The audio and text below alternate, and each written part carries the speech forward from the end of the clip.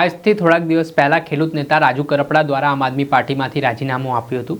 રાજીનામું આપ્યા બાદ તેમણે ગુજરાતના કેટલાક આમ આદમી પાર્ટીના નેતાઓ પર સીધા પ્રહાર કરવાની શરૂઆત કરી હતી. રાજુ કરપડાની રડારમાં ટાર્ગેટમાં હતા આમ આદમી પાર્ટીના વિસાવદરના ધારાસભ્ય ગોપાલ ઇટાલિયા, જેમાં તેઓ જાહેર મંચ પરથી અવારનવાર રાજુ કરપડાએ ગોપાલ ઇટાલિયાનું નામ લઈને પ્રહાર કર્યા હતા.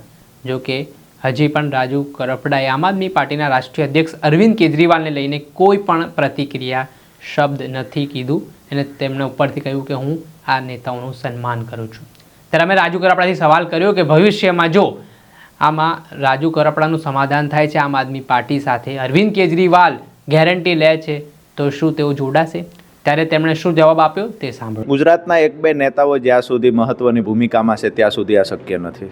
અને જો સમાધાન કરાવે તો કેજરીવાલ? મને નથી લાગતું કે ખેડૂતોના ભોગે ક્યારે સમાધાન થાય.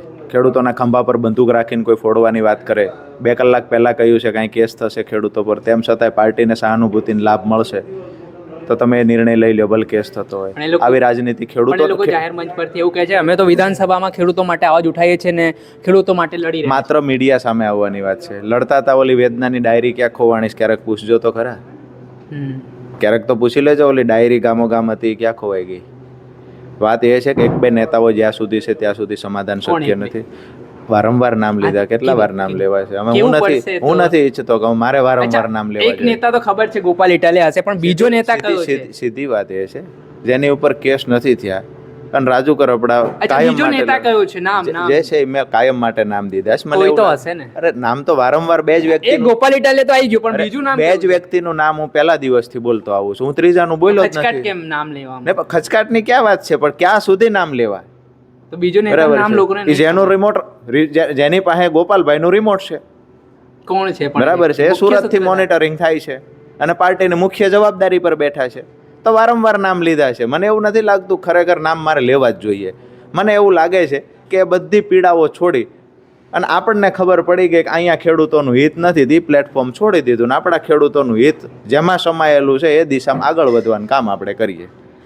આપણે સાંભળ્યા હતા ખેડૂત નેતા રાજુ કરપડા. તેઓ કહી રહ્યા છે કે ખેડૂતોના ભોગે કોઈ સમાધાન નહીં. ને વાત રહી પાર્ટીમાં જોડાવાની, તો જે એક બે નેતાના નામ તેઓ લઈ રહ્યા છે તેઓ પાર્ટીમાં નહીં હોય તો તેઓ ચોક્કસ આમ આદમી પાર્ટીમાં જોડાવાના છે. ત્યારે આના જ કારણે રાજકારણ ગરમાયું છે.